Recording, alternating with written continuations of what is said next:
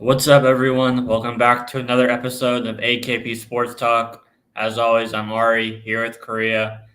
We're only 3 days away from week zero on Saturday, so we're right around the corner, continuing on this week with our college football futures. Korea, you have more of long shots that you're talking about today with a couple Heisman winners and a conference winner. We'll get right into those. What do you got for today? Yeah. First, I mentioned, in the group chat, shout out my boy Gabriel. I mentioned, I was going to talk about Miami. So here's the day. First, I'm taking Miami to win the ACC here at plus 400. Look, I really like the value for this team. They are right now the third best team in the ACC with pretty much an easier schedule out of the top three. You look at the top three, it's obviously Florida State and Clemson, and then Miami. The one thing about Miami is that obviously you look at their record last year, they did struggle, but you know, it was more of, when things went wrong. Obviously, we saw that Georgia Tech game where they blew that lead, and obviously morale in the locker room changed. But, I'm really high on just the transfers that came in. I'll obviously talk about one of them in a little bit here. But you look at Miami's schedule, right? Obviously, they play Florida. I mentioned that, I believe, when I was talking about Florida's schedule about a couple days ago. They play Florida week 1, and then they got to go play Florida A&M. Okay. And then Ball State. And then they got to go play South Florida. They host Virginia Tech, so they don't even got to go to Virginia Tech, which is a big advantage for them. Then they go to Cal. I never thought I'd be saying that in 2024. And that could be a sneaky letdown spot for them, obviously. But I do think the fact that they do have an elongated week. Obviously, they play Virginia Tech on that Friday, and then they play Cal the next Saturday. So I think them getting a little more time, I think actually plays a little bit more of an advantage for them. Obviously, getting adjusted going across the country, because it's not an easy flight. Obviously, Miami to Oakland, that's a long flight. Then they go to Louisville, and I think that could be a big letdown spot for them. Obviously, going to Louisville, I think obviously Louisville opens as a slight favorite, so it's right now a pick 'em. But with that, however late in the season that is, and obviously the better part is that's after a bye. So I think the way Miami schedules is perfect, where obviously after their week against Cal, they have a bye week to kind of reset, and then they go to LA. When they go to Louisville, I think that's where, that's why this line is pretty close. Obviously, their one game where I think they have a chance to either probably pull off the upset or, maybe lose at home is against Florida State, but that's their only ranked matchup of the season. After that, they play Duke, Georgia Tech, Wake Forest, and Syracuse. Like, you look at Miami's schedule and you see, like, no Clemson. You don't see, like, they play Florida State at home. Like, I mean, you look at Florida State's schedule, and it's not easy. Like, Florida, obviously, they play on Saturday. We've been talking about it in the first game of the season. They play Georgia Tech, but their whole season, right? Florida State, obviously they play Notre Dame, and obviously that's not going to be easy. They got to go to South Bend and play Notre Dame, which I think Notre Dame would definitely win that game. They play, well, obviously they got to go to Miami, as I said. They got to go to Duke. They play Clemson. Look, that's a tough stretch for them. Clemson, Duke, Clemson, Duke, Miami, and UNC for Florida State. That's a tough stretch for them, especially, getting later into the season. And then after that, Notre Dame right after that. That's a really tough stretch for them. So I think they survive it, but it's not going to be, just easy pick'ems for them. And then Clemson's schedule, well, who they get the first week? Georgia. that's their gift to Dabo Swinney. Hey, you're a great program. We're going to give you Georgia week 1. So that is just Clemson's pretty much outlook on the season. They do have, a little bit of an easier end, but, they play NC State week 3. They got to go to Florida State week 5. Like I said, they got to go to Virginia Tech, and I think that could be a potential upset spot right there. It's never hard to win at Virginia Tech. Obviously they play that rivalry game against South Carolina, and we obviously know, well, I think, what was it, last year, 2 years ago, we saw that upset with South Carolina and Spencer Rattler beating Clemson. Look, when you look at Miami's schedule, out of all the 3 teams that are considered the top 3 in the ACC, I like the value on this Miami team because they only play one top 25 team. It's at home. They have a schedule where travel is not going to affect them too much. And you look at the end of the season, they don't play a single team that's really going to shake things up, I'd say, in terms of, how Miami looks. The only thing that can really let down Miami is themselves at this point. We've always talked about how, the U is always a great program. And, as soon as Crystal Ball left from Oregon to go to Miami, it hasn't been the smoothest sailing for them. So it's kind of more of a, hunker down year for Mario. It's either this year or it's now or never for Mario. We've talked about, I talked about, coaches that are high on the odds for first kind of coach to be fired. And I know Mario Cristobal was on that list somewhere. I think he was like 5th or 6th in terms of odds. So it's pretty much signaling like it's now or never. Obviously in a weaker ACC, I'd say now. Obviously, it's just been ran by Clemson. Obviously, we had the infamous Florida State year last year with Jordan Travis, and now it's looking like those two teams. But I feel like if Miami really wants to emerge as a dominant force, I think this is going to be the year.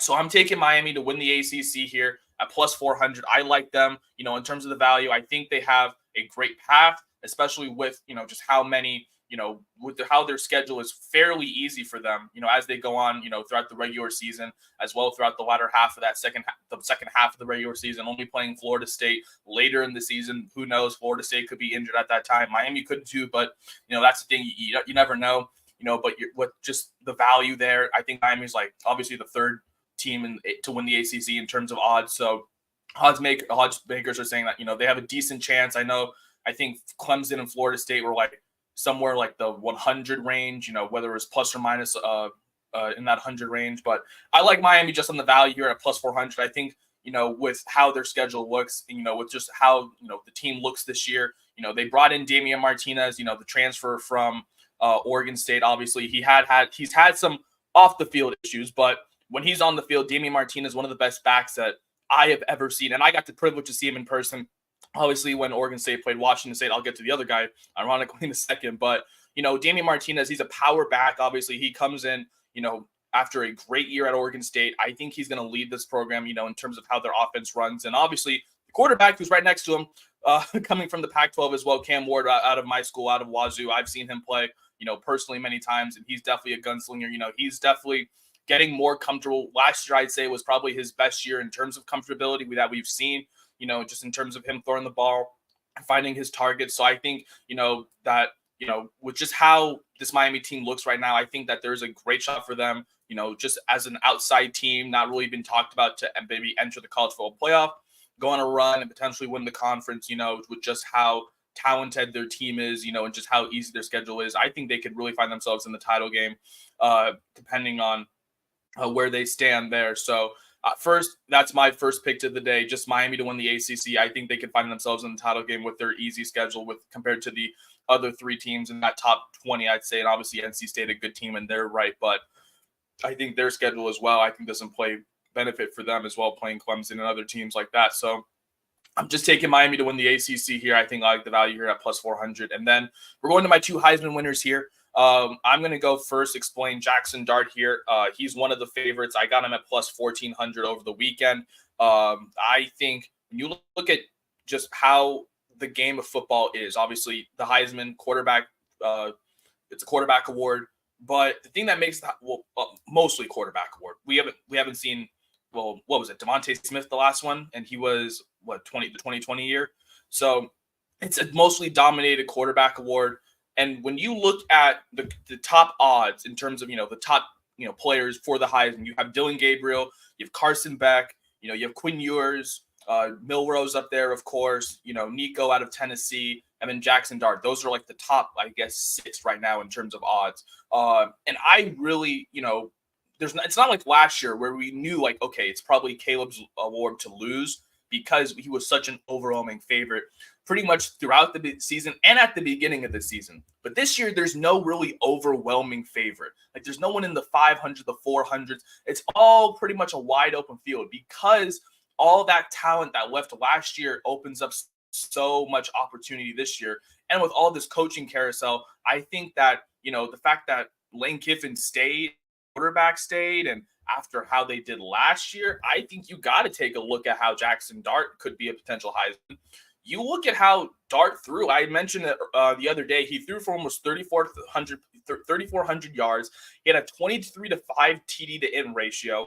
He was really slinging the ball really well last year. And I think he continues that success. I already was talking about how high I am on Ole Miss all season, which is how their offense pretty much remains the same. Obviously losing Judkins, as we mentioned yesterday, to Ohio State. But I think because of that, I think it really opens up their playbook more because of, how they're more of a pass heavy offense. Even though they use Judkins a lot, I think the fact that now that they don't have to worry, or Jackson Dart, I feel like is more comfortable because obviously he came from USC, if I'm not mistaken, as after he was, I think, backing up or, didn't really have his moment. But I think last year people kind of turned their eye and they're like, oh, okay, I see Jackson. I see you, Jackson. I see you. But I think this is the year we finally we see the step up from good to great.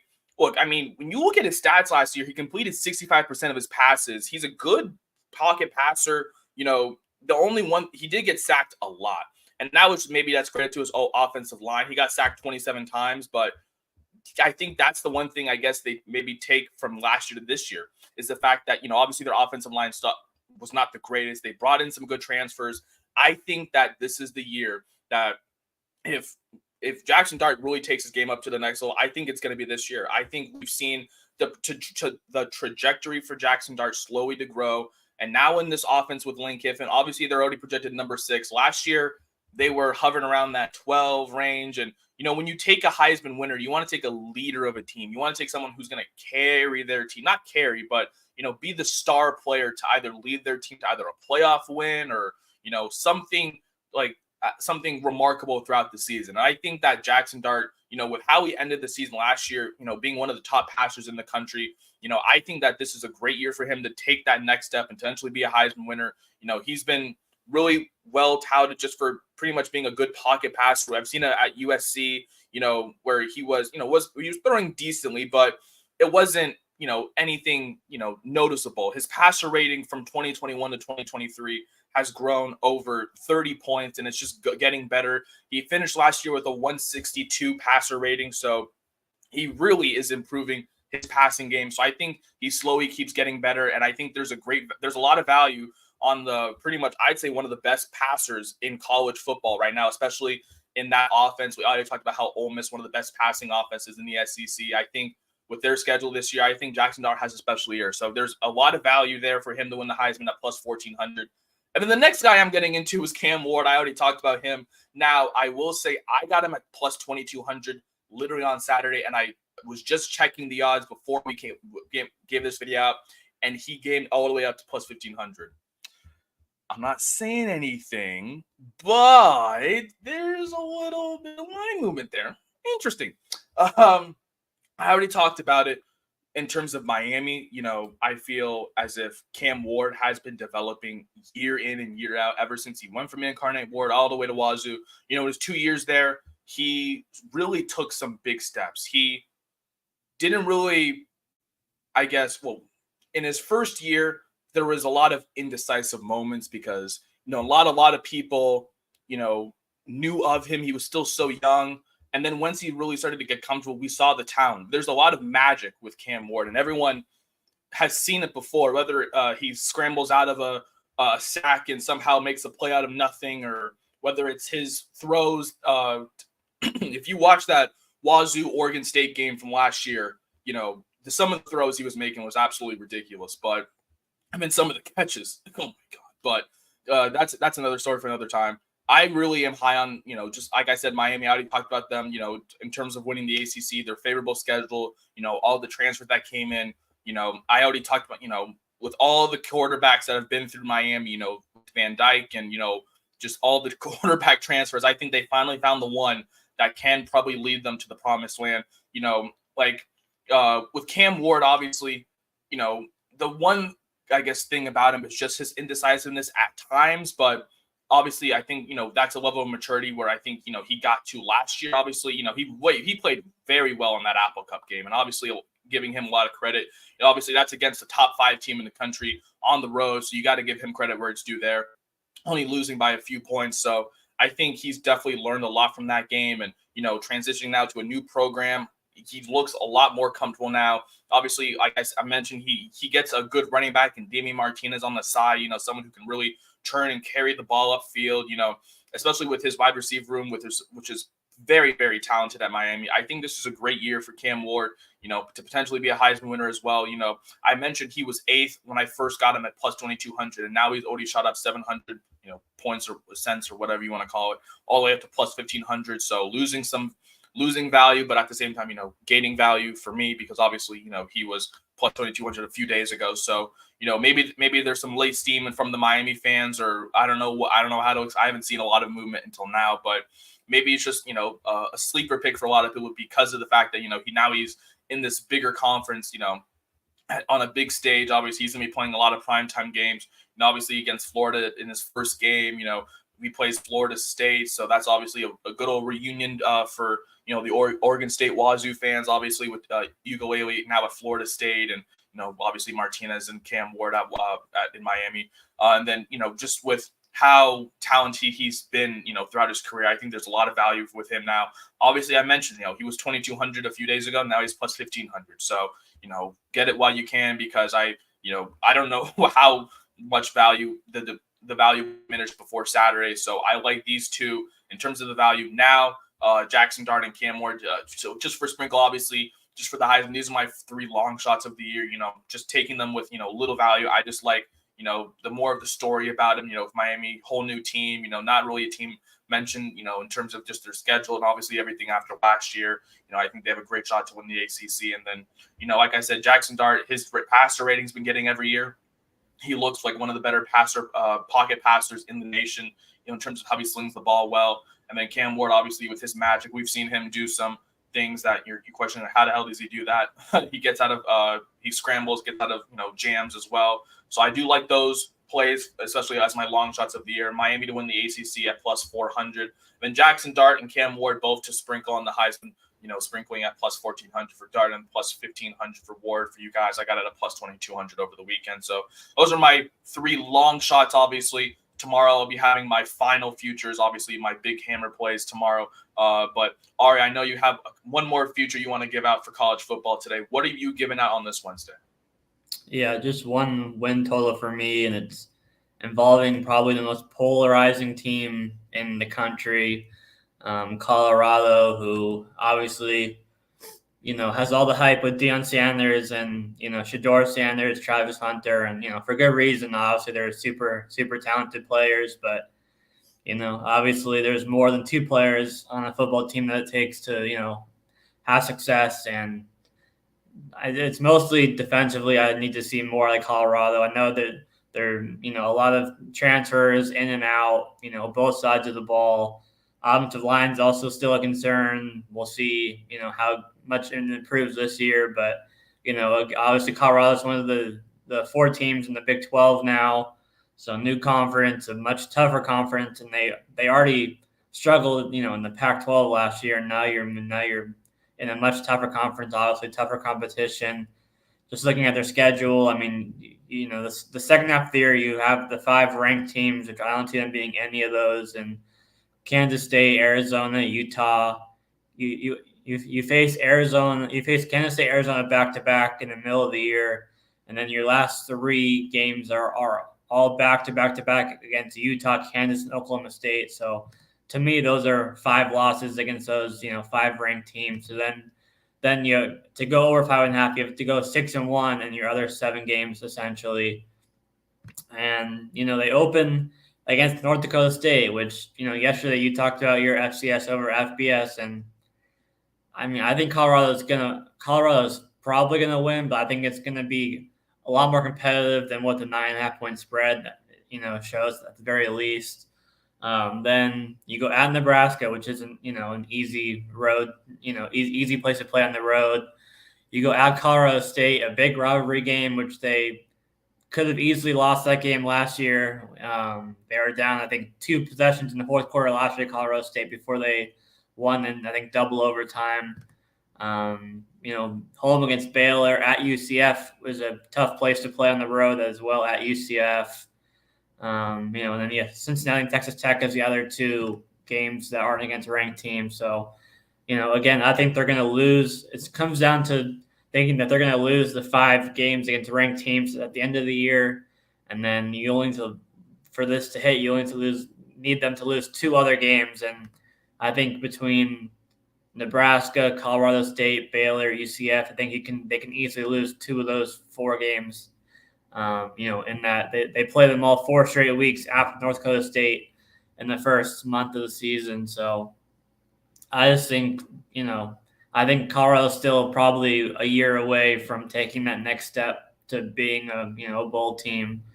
I think this is a 4 to 5 win team this season, just with their tough schedule. I mean, it's kind of a weird, like, in terms of how it's ordered, because like all the ranked teams are like more so the second half of the year for the most part. So, they'll have a chance the first month if they are that good to show it. I mean, you're not playing a ranked team, but if you can start off, I guess even like 3-2 in that first 5 weeks against North Dakota State, at Nebraska, at Colorado State, home against Baylor, at UCF. They can even start 3-2. I'll be impressed in that stretch. And then obviously you get into the gauntlet of 5 ranked teams in your last 7 weeks. Obviously ranked right now. Obviously, ranked the rankings will change by the time that rolls around. But I think all 5 of those teams will be better than Colorado, and I think will be favorites over Colorado in those games. I think they'll all win those games. So, then you're asking again for 2 losses besides those 5 in the other 7 games, and I think that's very, very doable for Colorado this year. So, they're still probably the most polarizing team in the country. For a good reason, obviously, Colorado, and I think we're gonna see a lot of what we saw last year, where they'll have some exciting plays, with Shador breaking off big runs and Travis Hunter catching long, deep passes from Shador and all of that. But I don't think it's going to be enough to get to a bowl game. When you look at this Colorado team, right? We looked at them last year. Everyone said, "Oh yeah, Deion's going to lead the team. They're going to go to a bowl game." How do they do? Exactly. This year, their schedule is not easier. I would definitely say, I would argue it's a little harder. You mentioned North Dakota State, and everyone's like, "Oh, it's an FCS team. Colorado will probably win." But you mentioned that line is already small for a reason. It's already around 9 or 9.5 for a reason. Giving that respect to North Dakota State, obviously after the year where they dominated the FCS once again. Nebraska, I saw they just announced Dylan Raiola, Patrick Mahomes 2.0. They announced him as the starting quarterback for Nebraska. So I think, you got to play Patrick Mahomes on the road. I think that's a loss right there. Colorado State, we talked about how last year that game was obviously a huge game for Colorado in terms of the spread, but, they almost lost that game. And obviously now this is at Fort Collins, obviously. So obviously Colorado State's going to be taking this game with a lot of, anger and, just after last year's disappointment.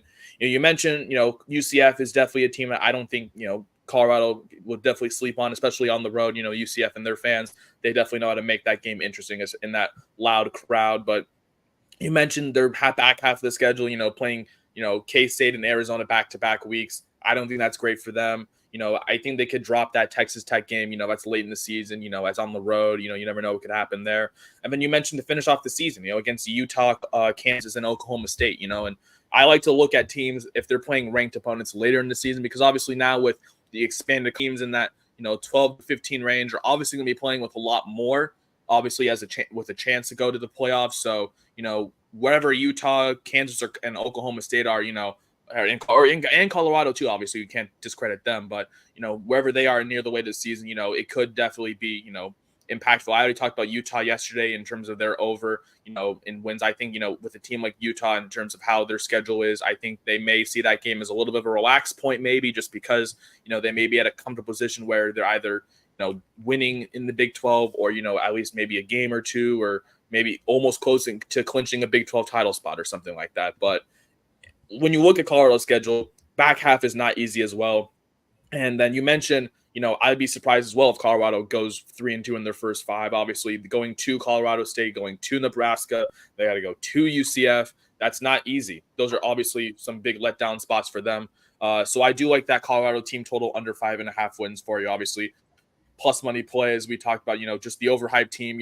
Yes, they do have Shador Sanders. Yes, they do have Travis Hunter, but it's a team play, not individual guys. And Unfortunately, I think Colorado is still trying to differentiate the two. So I think maybe another year of just taking their team total under. I don't think this team's going to be bowl eligible this year as well. So I like that team total under 5.5 wins for you. With my two kind of long shot plays with Miami to win the ACC, and then I have Dart to be the Heisman and then Ward to be the Heisman. Those are my two as well Heisman long shot plays. You can find all of these plays on our Twitter below, AKP Sports Talk. We'll have our video and our futures, posted momentarily. But as Ari said, we're just counting on the days to Dublin. Obviously, Saturday, first game of the college football playoff, it was college football season. We're getting excited. Obviously, we've been waiting for this all week long. We already got a little glimpse of college football with Delaware State missing their flight. So, it's just some exciting times here. But obviously, we're going to have some more. We're so back. We are so back. Delaware State missing a 10-hour flight to go to Hawaii. We are so back. But obviously tomorrow we're going to have some more best bets. Of course, our final day of futures tomorrow. Obviously Friday we're going to have our full card for the weekend as we get ready for week 0. But we appreciate you guys for tuning in. That is Ari. I'm Korea. Of course, we'll be back tomorrow with some more college football futures. Thank you guys so much for tuning in and have a great day.